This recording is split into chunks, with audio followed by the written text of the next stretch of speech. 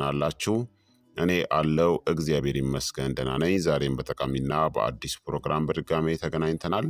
በዛሬው የጤና ፕሮግራማችን ላይ የምንመለከተው ለሚያብረቀርቅ ቆዳና ለጠንካራ የበሽታ መከላከል አቅም የሚረዱ መመገብ ያለባችሁን 7 ፍራፍሬዎችን እነግራችኋለሁኝ። ጥቅሞቻቸውን እንዲሁም ደግሞ ለ7 ቀን ወይም ደግሞ ለ1 ሳምንት ያክል በየቀኑ እነዚህን ፍራፍሬዎችን እንዴት መመገብ እንዳለባችሁ በዚህ ቪዲዮ ላይ በሚገባ የምነግራችሁ ይሆናል ማለት ነው። ይህ የጤና ትምህርት ታዲያ ለበርካታ ሰዎች በጣም ጠቃሚና አስተማሪ ስለሆነ ሁላችሁም በቅንነት ላይክና ሼር በማድረግ ሌሎችንም አስተምሮ አሳውቁላለሁኝ።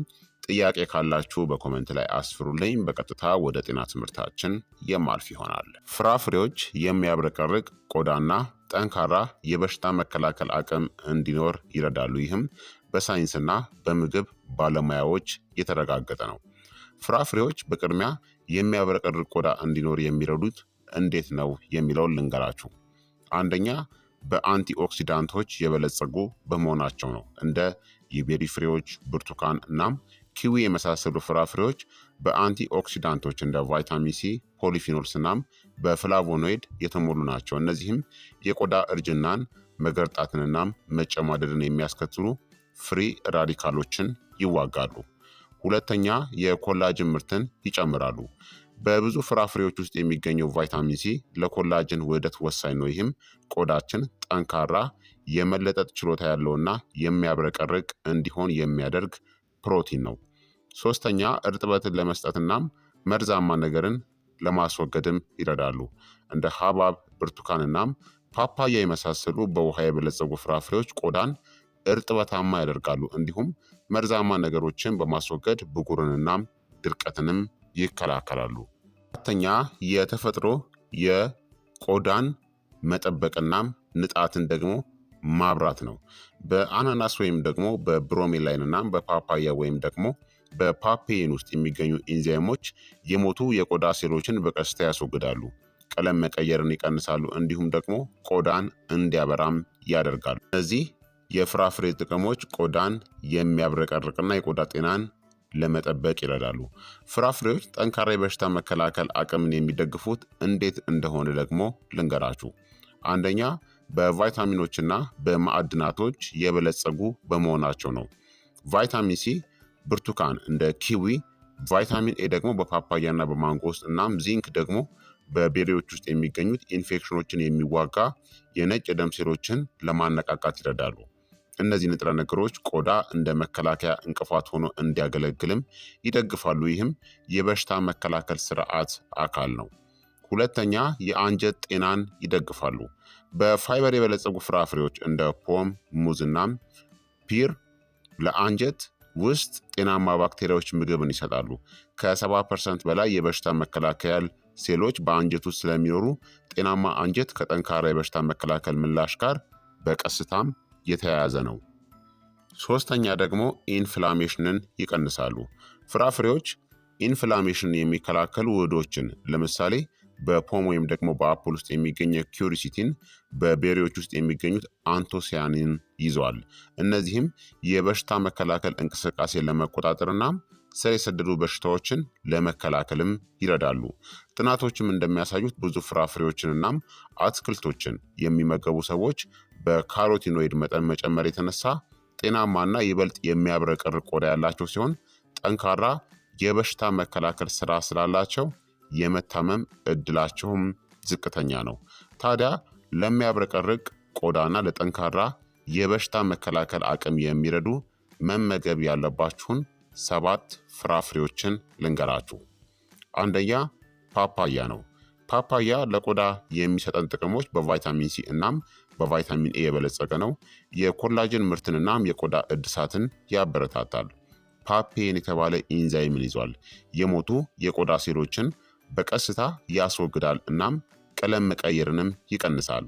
ፓፓያ ብጉርንም ይዋጋል። አንቲ ኢንፍላማቶሪ እናም ጸረ ባክቴሪያ ባህሪያት ስላሉት ፓፓያ የበሽታ መከላከል አቅምንም ይጨምራል። ከፍተኛ የቫይታሚን ሲ ይዘቱ አንድ ፓፓያ በቀን የሚያስፈልገንን የቫይታሚን ሲ መጠን ከ224% በላይ ይሸፍናል። የነጭ ደም ሴሎችን እንቅስቃሴን ለመጨመር ይረዳል። ቤታ ካሮቲን የቫይታሚን ኤ ቅድመ ሁኔታ የሆነውን ይይዛል። የመከላከያ መስመር የሆነውን የሙኬስ መምብሬን ሽፋንን በሽታ የመከላከል አቅምን ይደግፋል። የፓፓያ አንቲኦክሲዳንቶች ፍሪ ራዲካሎችን ይዋጋሉ። የኦክሲዲቲቭ ጭንቀትንም ይቀንሳሉ። ይህም የቆዳ እርጅና እናም የበሽታ መከላከል ድክመት ዋና የሆነ ምክንያት ነው።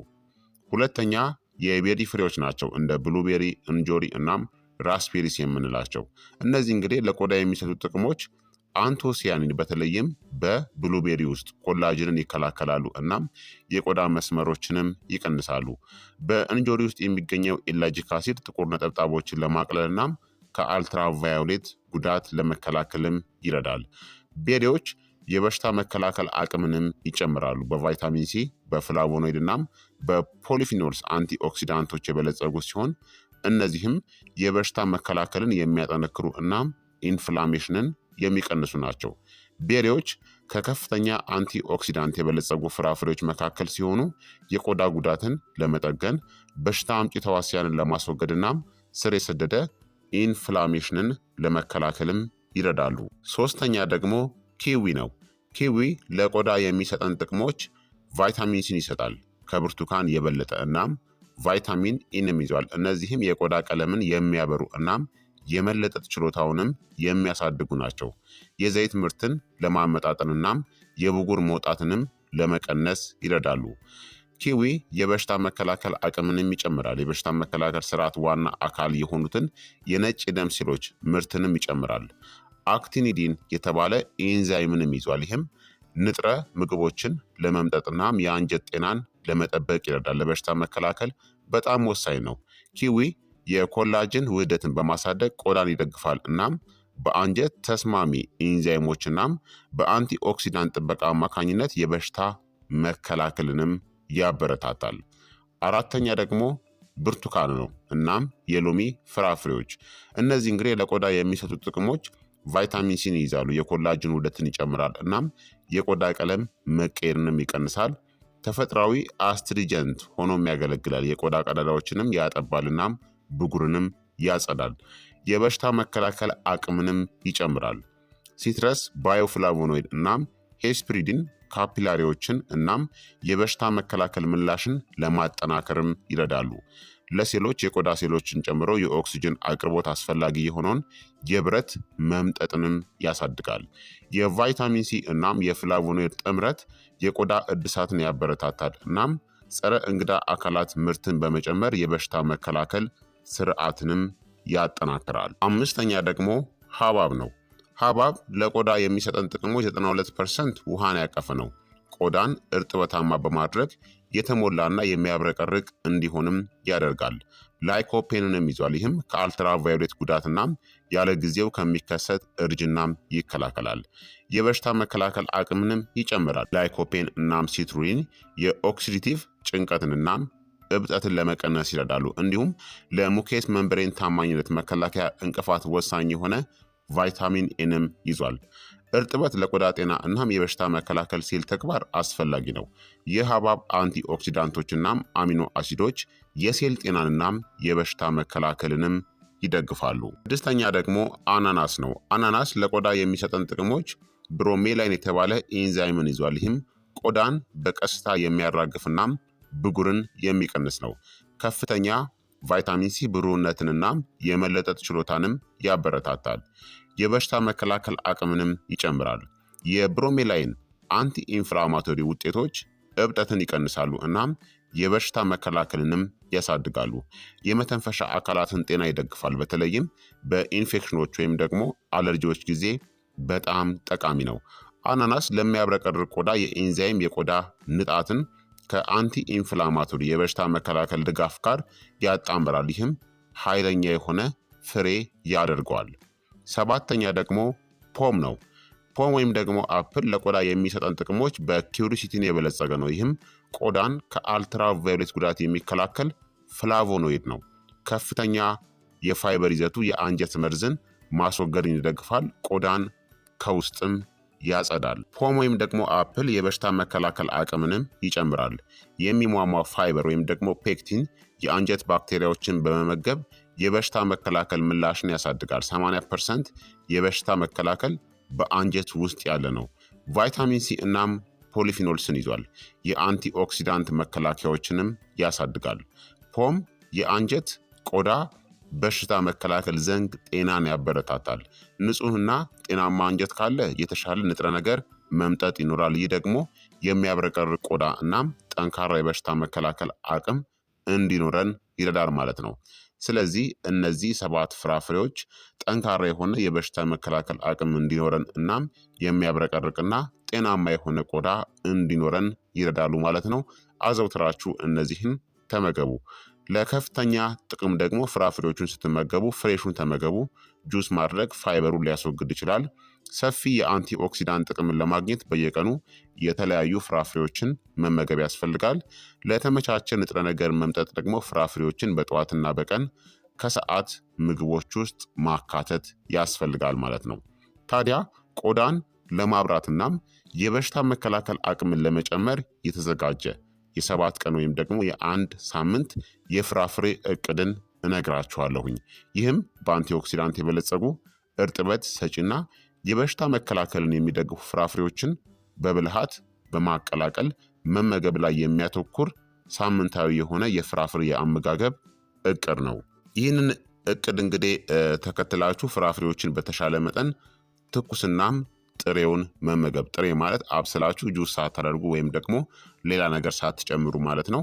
ከተመጣጠነ ምግብ ጋር አዋሃዱ። ከጤናማ ስቦች፣ ከፕሮቲንና ከሙሉ እህሎች ጋር እንዲሁም ደግሞ በደንብ ውሃ መጠጣትም አለባችሁ። ውሃ ሁሉም ንጥረ ነገሮች በተሻለ ሁኔታ እንዲሰሩ ይረዳችኋል። በየቀኑ ከ1 እስከ 2 ኩባያ ፍራፍሬዎችን ወደ ቁርስ፣ ከሰዓት በፊት ደግሞ ወደ መክሰስ ማለትም ምሳ ሰዓት ሳይደርስ ማለት ነው፣ ወይም ከሰዓት በኋላ ጭማቂ ወይም ደግሞ በስሙዚ መልክ መጠቀም ያስፈልጋል ማለት ነው። ስለዚህ ቀጥታ ወደ እቅዱ ስገባ ቀን 1 ላይ ወይም ደግሞ ሰኞ ላይ የምትጀምሩ ከሆነ አንቲኦክሲዳንቶችን ለመጨመር ጠዋት ላይ በባዶ ሆድ 1 ብርቱካን ወይም ደግሞ ጣፋጭ የሎሚ ውሃን አዘጋጅታችሁ መጠቀም ነው። ከሰዓት በፊት መክሰስ ማለትም ምሳ ሰዓት ሳይደርስ ወደ 4 ሰዓት አካባቢ 1 እፍኝ የተደባለቀ የቤሪ ፍሬዎች ብሉቤሪ፣ እንጆሪ ወይም ደግሞ ራስቤሪን መጠቀም ነው። የሚሰጣችሁ ጥቅምም በቫይታሚን ሲ እናም በአንቶሲያኒን የበለጸገ ሲሆን ለኮላጅን መከላከል እናም የበሽታ መከላከልን ለመጨመርም ይረዳል። የምሽት ጭማቂ አማራጭ ደግሞ እንደ አማራጭ ነው። ኪዊ፣ ሜንት እናም የሎሚ ጭማቂ እናም ቺያ ሲድስን አንድ ላይ አድርጋችሁ መጠቀም ትችላላችሁ ማለት ነው። ቀን 2 ወይም ደግሞ ማክሰኞ ላይ ጠዋት ላይ 2 ኩባያ ሐብሐብን መጠቀም ነው። ከሰዓት አካባቢ ደግሞ ሳይደርስ ማለት ነው ምሳ ሰዓት ሳይደርስ ከ4 እስከ 5 ትንንሽ የአናናስ ቁርጥራጮችን መጠቀም ነው። የሚሰጣችሁ ጥቅምም ደግሞ ሐብሐብ እርጥበትን ይሰጣል እናም ለቆዳ ብሩህነት ላይኮፔንን ይዟል። አናናስ ደግሞ ለቆዳ ንጣት እናም እርጥበትን ለመቆጣጠር ብሮሜላይን የተባለ ኢንዛይም አለው። ከሰዓት በኋላ ደግሞ ቫይታሚን ሲ ለመምጠጥ የሚረዳ የእጽዋት ሻይን በሎሚ መጠጣት አለባችሁ። ቀን 3 ላይ ደግሞ ጠዋት ላይ 1 ትንሽ ማንጎ ወይም ደግሞ ትልቅ ከሆነ ግማሽ ማንጎ መመገብ ለቆዳ እድሳት በቫይታሚን ኤ የበለጸገ ነው። ከሰዓት በፊት ደግሞ 1 ኪዊ ፍሬን መመገብ። ምሽት ላይ ደግሞ እንደ አማራጭ ሙዝ፣ ፓፓያ፣ ቱሜሪክ ወይም ደግሞ መጠነኛ እርድናም የአልመንድ ወተትን አንድ ላይ አርግታችሁ መመገብ፣ ስሙዚን አዘጋጅታችሁ። ቀን 4 ላይ ደግሞ የአንጀትናም የቆዳ ግንኙነትን ሞር ለመጨመር ጠዋት ላይ 1 ፖም ወይም ደግሞ አፕልን ከቅርፊቱ ጋር መመገብ ነው። በፍጹም እንዳትልጡት። ከሰዓት በፊት ሳይደርስ ደግሞ ወደ 4 ሰዓት አካባቢ ጠዋት ላይ 1 እፍኝ ጥቁር ወይን ወይም ደግሞ የሮማን ፍሬን መመገብ። የፖም ወይም ደግሞ የአፕል ፋይበር ወይም ደግሞ ፔክቲን ጥሩ የአንጀት ባክቴሪያዎችን ይመግባል። ይህም የበሽታ መከላከልንናም የቆዳ ንጣትንም ይደግፋል። ቀን 5 ወይም ደግሞ አርብ ላይ ጠዋት ላይ 1 ብርቱካን ወይም ደግሞ ግማሽ ግሬፕ ፍሩትን መመገብ። ከሰዓት በፊት ደግሞ ወደ 4 ሰዓት አካባቢ ከ10 እስከ 12 ፍሬ እንጆሪዎችን እንዲሁም ጥቂት የተዘበዘፉ የአልመንድ ፍሬን መመገብ ከፍተኛ የአንቲ ኦክሲዳንት መጠንን ይሰጠናል። በጤናማ ስብም የበለጸገ ነው። የተሻለ የንጥረ ነገር መምጠጥንም ይደግፋል። ምሽት አካባቢ ደግሞ የኮኮናት ውሃን መጠጣት ነው። ይህ እርጥበትን ይሰጣል እናም ለቆዳ ተስማሚ የሆኑ ማዕድናትን እንደ ፖታሲየምንም ያቀርባል። ቀን 6 ወይም ደግሞ ቅዳሜ ላይ ጠዋት ላይ የአናናስ ቁራጭ እናም ጥቂት ፓፓያን መመገብ። ጠዋት ወደ 4 ሰዓት አካባቢ ምሳ ሰዓት ሳይደርስ ደግሞ ብሉቤሪ፣ ማር እናም የግሪክ እርጎን አንድ ላይ አርጋችሁ መጠቀም። ይህ ጸረ እርጅና የሆነ ጥምረት አለው። ብሮሜላይን የቆዳ ንጣትን ይደግፋል፣ በአንቲኦክሲዳንቶችም የበለጸገ ነው እናም ፕሮባዮቲክስንም ይሰጠናል ማለት ነው። ቀን 7 ወይም ደግሞ እሁድ ላይ ከሰውነታችን መርዝን ለማስወገድ የጠዋት መርዝ ማስወገጃ ውሃን መጠቀም ነው። ሙቅ የሎሚ ውሃን ከጥቂት መጠነኛ እርድ ጋር አንድ ላይ አርግታችሁ መጠጣት። ቁርስ ላይ ሐብሐብ፣ አናናስ፣ ማንጎ፣ ኪዊ እና ሚንትን አንድ ላይ እንደ ስሙዚ መመገብ። በእርጥበት የበለጸገ ነው፣ ለሰውነታችን ፈሳሽን ይሰጠናል። በቫይታሚኖች እና በመርዝ ማስወገጃ ኢንዛይሞችም የተሞላ ነው። ምሽት አካባቢ ደግሞ አንድ ፖም እናም ትንሽ መጠነኛ የኩከምበር ቁርጥራጮችን አንድ ላይ መመገብ ነው። ለመዓዛ እናም ለምግብ መፈጨት ጥቂት ጨውናም ሎሚ መጨመርም ትችላላችሁ ማለት ነው። ስለዚህ ለ7 ቀን ያክል ፍራፍሬዎችን በዚህ መልኩ እየቀያየራችሁ መመገብ በጣም ድንቅ ጥቅሞችን ይሰጣችኋል ማለት ነው። ለበሽታ መከላከል አቅም ፕላስ ለቆዳ ጤና በጣም ድንቅ ጥቅምን ይሰጠናል። የተለያዩ ንጥረ ነገሮችን ለማግኘት ፍራፍሬዎችን መመገብ ያስፈልጋል። የታሸጉ ፍራፍሬዎችን አስወግዱ። ስኳር እናም ሌሎች ኤክስፓየር እንዳያደርጉ የሚያደርጉ አንዳንድ መከላከያዎችን ይይዛሉ። በስብ የሚሟሟ ቫይታሚኖችን እንደ ቫይታሚን ኤ እናም ቫይታሚን ኢ ለመምጠጥ የሚረዱ ጤናማ ስብን እንደ ለውዝ እናም ዘሮች ወይም ደግሞ ሲርስ የምንላቸውን እንደ ተልባ ሊሆን ይችላል፣ ቺያ ሲርስን አንድ ላይ በአመጋገባችሁ ውስጥ መጨመር አለባችሁ። በየቀኑ ደግሞ ከ8 ብርጭቆ በላይ በትንሹ 8 ብርጭቆ ውሃን መጠጣት ይኖርባችኋል ማለት ነው። ስለዚህ ክቡራትና ክቡራን ተመልካቾቼ የዛሬው የጤና ትምህርት እንግዲህ ይህንን ይመስል ነበረ። እንደተማራችሁበት ተስፋ አደርጋለሁኝ። ሁላችሁም በቅንነት ላይክና ሼር ሳታደርጉ እንዳትወጡ። ላይክና ሼር እያደረጋችሁ ሌሎችንም አስተምሩ። ጥያቄ ካላችሁ በኮመንት ላይ አስፍሩልኝ። በቀጣይ የጤና ትምህርት ደግሞ እስከምንገናኝ እኔንም እናንተንም ቸር ያቆየን። መልካም ጊዜ፣ መልካም ቆይታ። ቻው ቻው።